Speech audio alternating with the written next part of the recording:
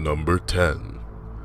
I am a post-college aged male who raped several girls through the use of coercion, alcohol, and other tactics over the course of 3 years. First off, I must say, I was at a dark and horrible place in my life that I've since grown from.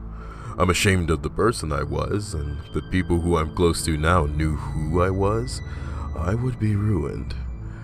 I'm known for being a great guy, friendly and easy to get along with, a community political activist, a fervent volunteer in the community, a person who rises through the ranks quickly due to successes at work. That was my mask, and I was good at it.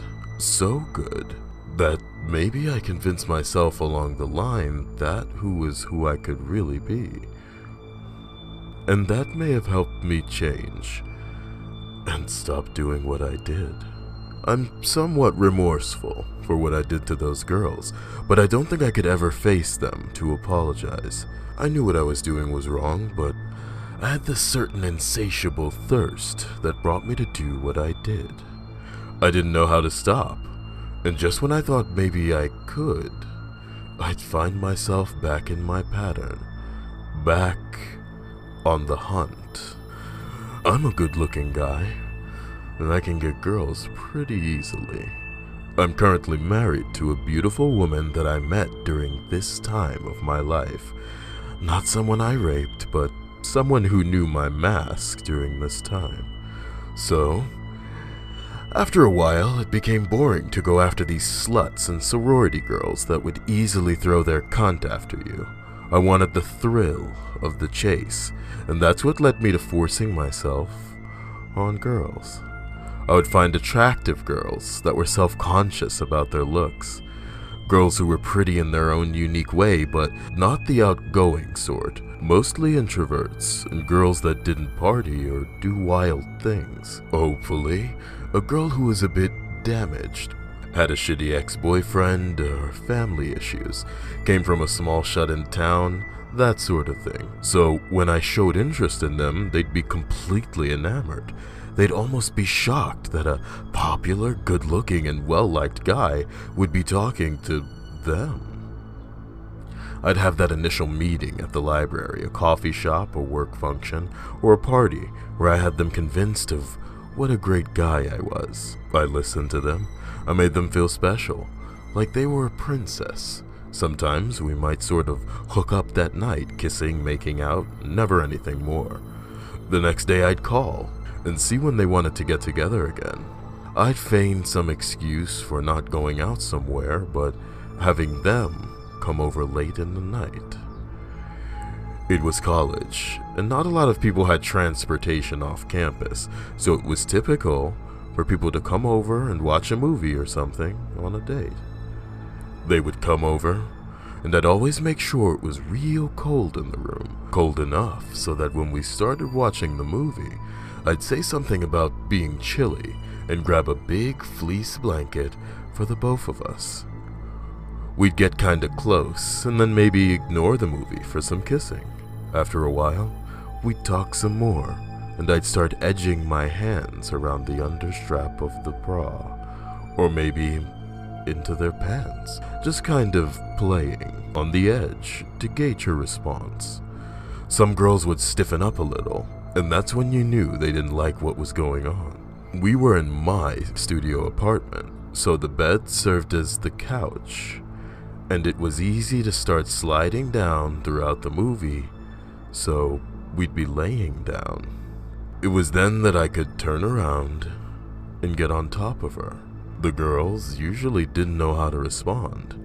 Some of them were into it, and those nights were usually consensual and boring sex, sometimes followed up by a few more nightly visits before getting the boot. However, the great nights were the ones who squirmed, ones who didn't want to give in. I'd have to shush them down and try to work them slowly enough so that they didn't know what was going on until it was pretty much already happening.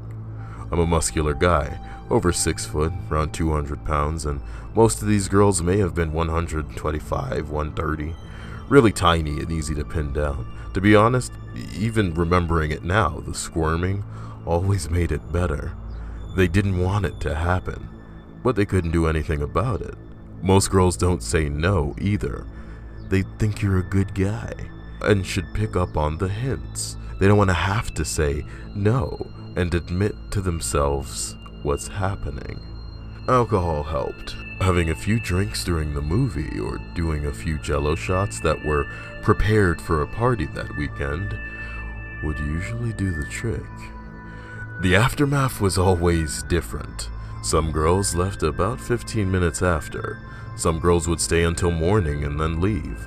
A few tried to call back, maybe blaming themselves for what happened or something. I never worried too much about being caught. Everyone knew me, and I worked with the police a lot, with administrators and campus officials.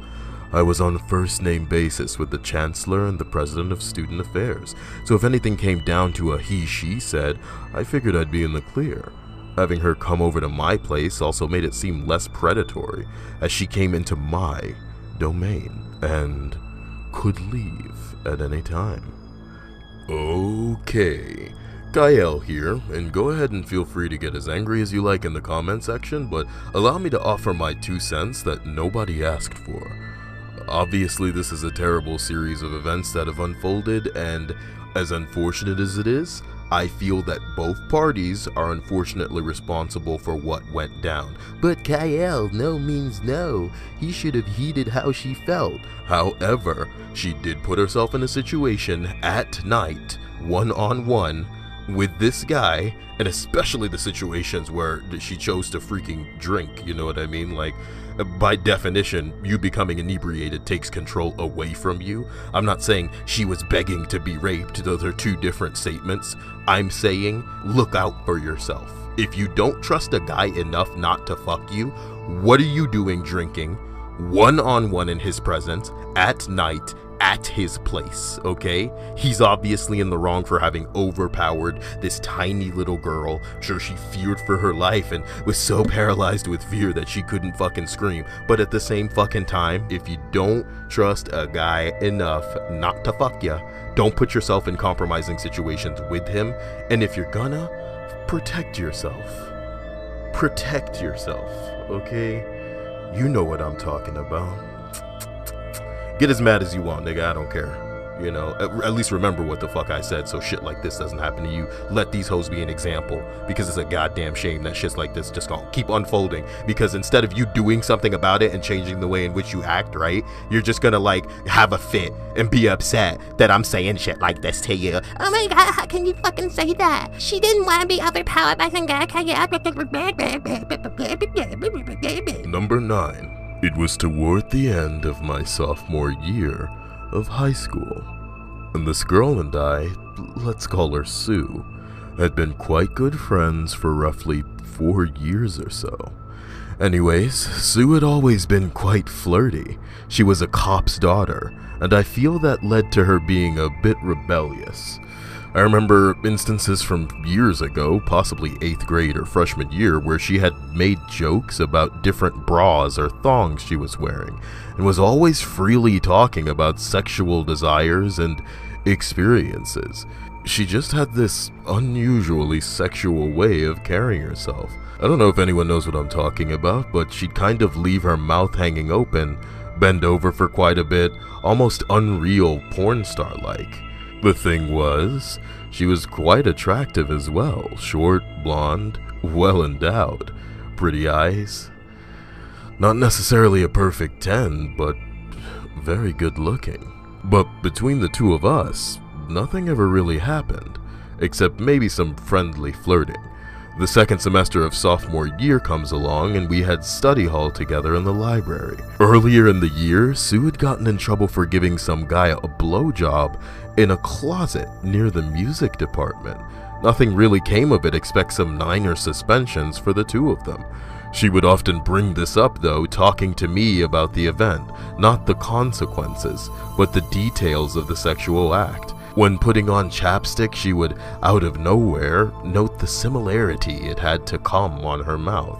It was a lot of these unnecessarily sexual comments, acts that really bother me now.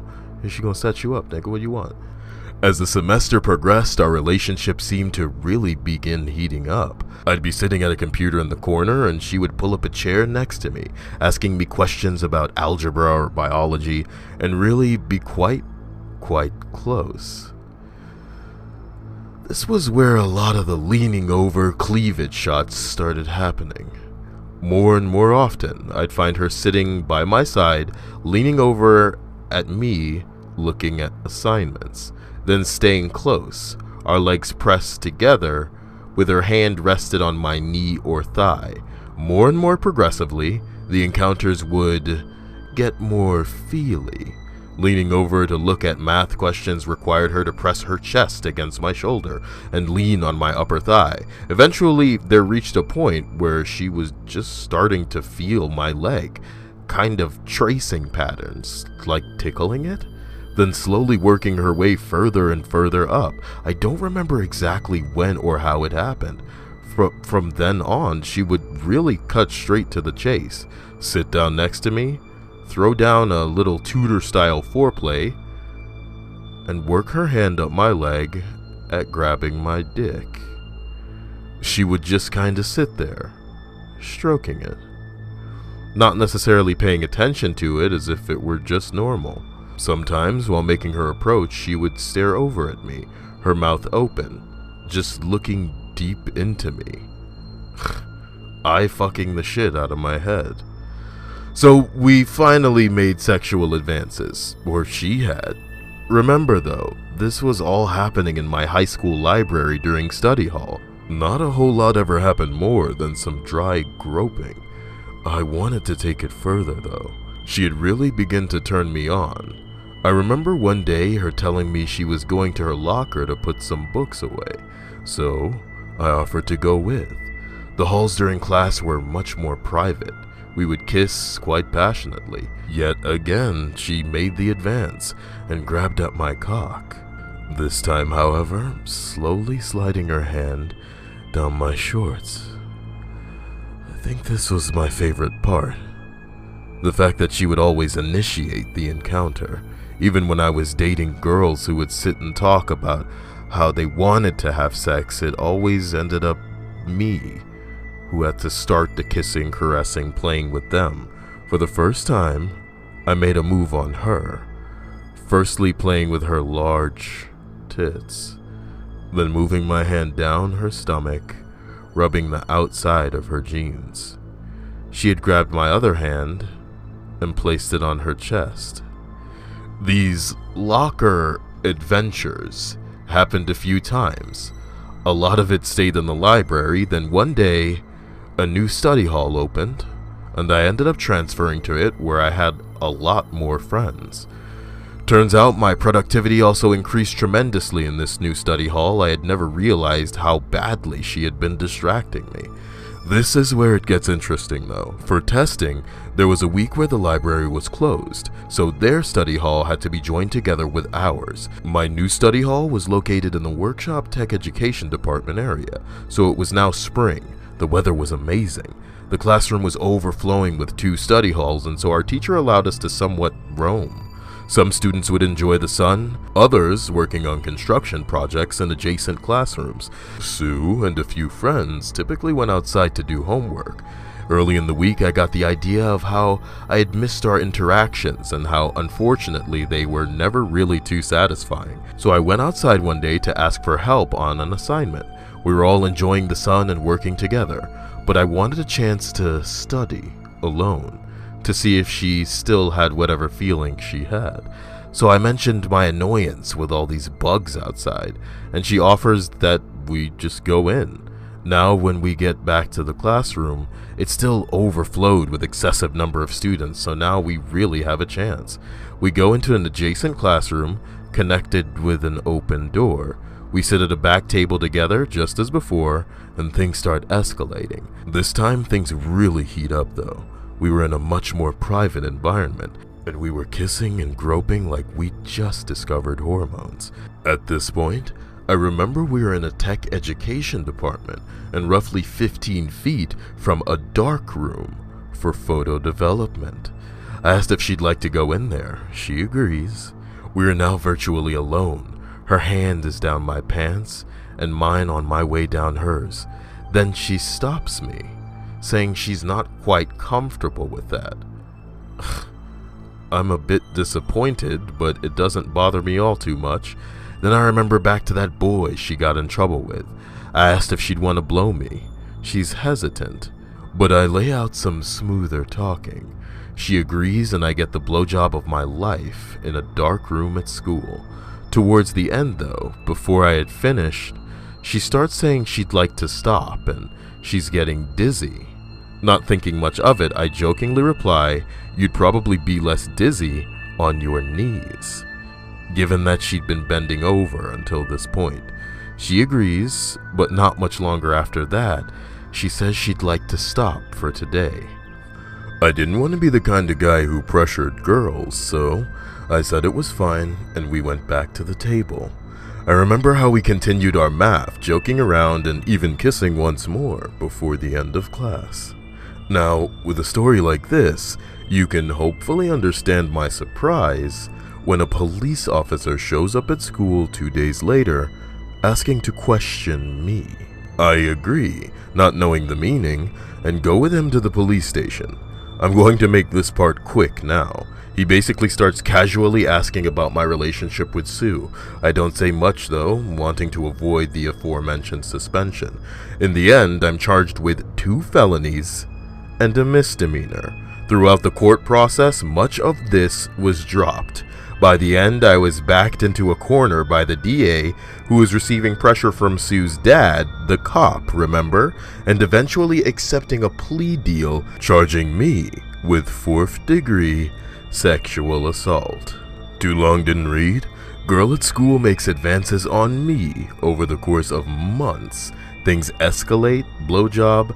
I get charged with 2 felonies and a misdemeanor. Okay, Kyle here, and there you have it, subscribers. We call that reverse rape. Just goes to show you not all females are the totally scared and helpless little bitches that they come off as. She trapped that motherfucker, and she's having a last laugh now. It goes both ways. It goes both ways. Number 8. I can't make love to my wife if she's not 100% into it. If she's just going through the motions, which in a marriage happens sometimes, I have to stop. I feel guilty. My wife will tell me it's no big thing. She's probably making the shopping list in her head and has no problem whatsoever with the sex, but it makes me feel creepy. But what am I gonna tell her? I feel that way because I almost raped a teen girl a few years before we met. Almost. It's weird hearing some of these stories. The prevailing message seems to be, she put out signals, you made a play, you realized your mistake, bravo. I don't know. I don't know if a moral superiority within me made me stop. I'm pretty sure it did. I mean, I can't see myself doing that. But that's a sober me thinking those thoughts. That's a collected me thinking that.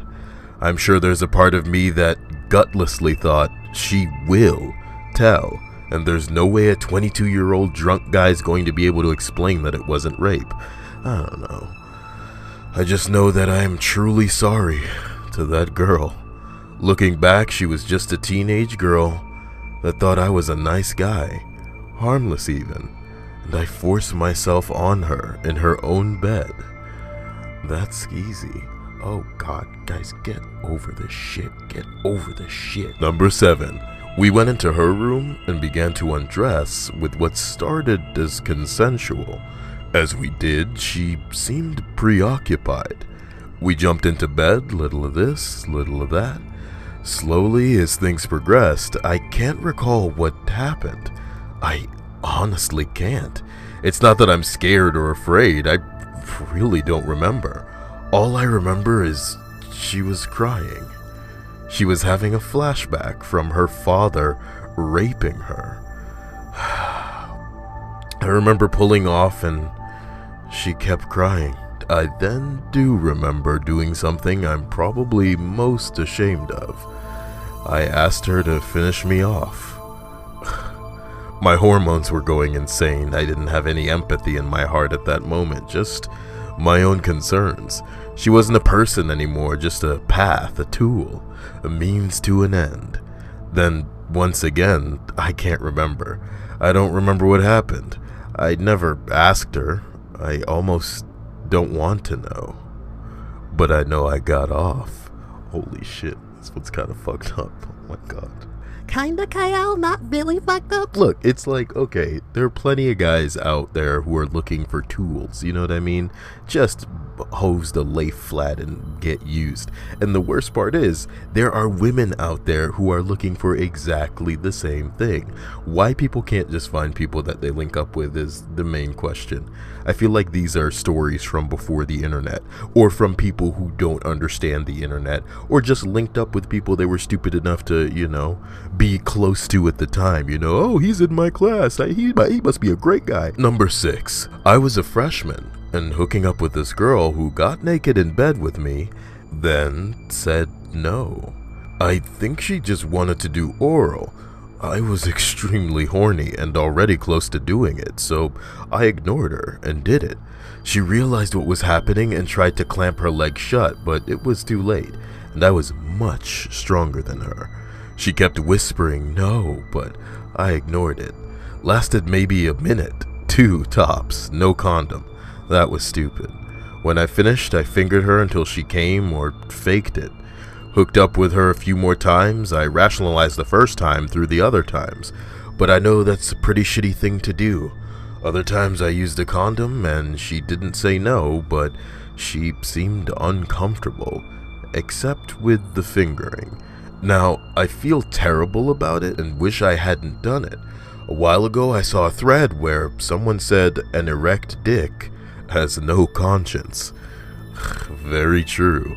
When my daughter's old enough, I'm going to have a very frank conversation on male-female relations of the sort that I don't think most girls get. Most girls don't really understand how horny guys are, how much stronger guys are, how guys will rationalize what they do. I see feminists and women on the internet saying that no means no, and women should be able to get as drunk as they want and not be sexually assaulted, and I couldn't agree more. But the reality of the situation is that women have to be careful because guys are one way when they're hanging out and another way when they're horny, or worse, drunk and horny. That doesn't make what happens okay, but it is what it is. To be completely and utterly fucking frank with the people listening right now, subscribers, this is the fucking truth, dude. Everybody's on the same side of this argument. No woman should be taken advantage of, especially if she doesn't want to be blah, blah, blah, my nigga. But let's talk about this one female in this instance. If she only wanted to do oral, why was she full on naked? You know what I mean? Take off your top, girl. You see what I'm saying? Keep them pants on. Feel where a lot of people are coming from. They can be overpowered because they're scary when somebody that's bigger and stronger than you can just, my God, but you got a mouth, you can scream, you know what I mean? I don't know. And I can't wait to read these comments because, again, nobody deserves to be taken advantage of. But if a person doesn't know how they are going to act after they become inebriated, how can you assume how they will act? Number 5, I got peer pressured into hooking up with this girl. I kept saying I didn't want to, but my friends kept saying I had to lose my virginity. They say this for about a week, and finally New Year's comes, so I figured I might as well. We're both completely wasted and go to a room. I was too drunk to get up, so I fingered her and ate her out, but she wasn't really into it. So I stopped and then threw up all over her and passed out. I guess she ran out and told them I raped her. She never said stop or anything, but I could see how she could have froze up in fear. I don't doubt she feels molested, and I feel like an awful person, but it wasn't rape. Also, my friends stopped talking to me and abandoned me after that. Son of a bitch, subscribers. It's just fucked, you know? How some female's word can fuck up a person's life. Not just taking away their freedom and throwing them in jail, you know what I mean? But like severing ties with people who up until that point were considered friends. And you know, they've essentially had their way with you. It's just a sad shame. This is some pretty depressing stuff. Number 4. So I got up and asked if she wanted to have sex. She says, I don't know. I say, come on, you're really hot. Blah, blah, blah, just spitting out anything that might get me some pussy. Eventually, I was on top of her with my tip rubbing against her pussy. She had never said no, I don't want to have sex, just maybes and I don't knows. So I'm in the position on top of her and she says, okay, I guess. So I put it in slow and start doing my thing. We're kissing and stuff, but when I look at her face, it doesn't look right. She looks scared and confused, so I ask, are you okay? And she says, yeah, are you almost done? I said, no, we just started. At this point, I'm like, what the fuck? What the hell did I do? Why is she so uncomfortable? So even my drunk ass knows something's off, so I pull out and try to find out what's wrong. She keeps saying she's fine, it's nothing, but I just feel weird about the whole situation, so I leave and say I'll see you tomorrow. I went back to my room and partied with the other 2 girls for the rest of the night. This is a rape story? How do they keep sliding this shit into my... But look, it's a comment from the Ask a Rapist thread. All of this is, so whatever. That was an upvoted one too. Number 3. I had just broken up with my girlfriend. She came to visit me at work right before we closed because she said she missed me, and she proceeded to chug on the bottle of bourbon we were all passing around, gets shit-faced fast, passes out on the floor. I drag her to my car, load her into the backseat, and drive home. She then just magically woke up and bolted from the car and ran inside her apartment. I followed her to make sure she was okay, and she was lying on her bed, passed out. I knelt beside her and kissed her goodbye. That's when she squirmed and rubbed her ass on me. Turned me on. A lot. I proceeded to take her pants off and have sex with her right there. Keep in mind, completely unconscious. That's when her roommate walks in, sees her passed out and my pants down around my ankles, going to town. She screamed for me to get the fuck out. That's that story. I mean, alcohol, man. You guys, just be fucking careful. I don't know. I'm not living that kind of fast and loose life, I can't tell you. Number 2. This girl and her mom were visiting when I was about 14 to 15. She was about 16 with huge tits. I kept fantasizing about sneaking into the room next door and playing with her tits. Then, at about 16 to 17, this girl falls asleep on the couch next to me. I felt I just had to touch her. I gently brushed my hand across her shirt. I immediately had to go to the bathroom to masturbate. I came back out to her with my dick out. Almost came on her. I had no idea what was going through my head, just images and urges. I pulled it together though. 19 to 20 at a party, these 2 girls passed out and are dumped into an empty room. I'm already half asleep. I lay down next to them. I wake up with my hand down one of their pants. At 24 to 25, I was really drunk and horny. She was asleep on the couch. I just needed to touch her and see her tits out of that tank top. A friend of mine saw me, told my friend. They never said anything. I wish they had. Ended up happening again after a party. She was a good friend. I was drunk and super horny. I looked at her and knew I could never be with her. She had already hooked up with my friend. It was the feeling of never being able to do something or have something. I looked at her and just saw something I would regret not trying. So I thought if I could feel her, I would know what it was to be with her. I grabbed her boob over the shirt. I touched her lip and she moved her head. I stopped dead, thinking I woke her up, but she relaxed again.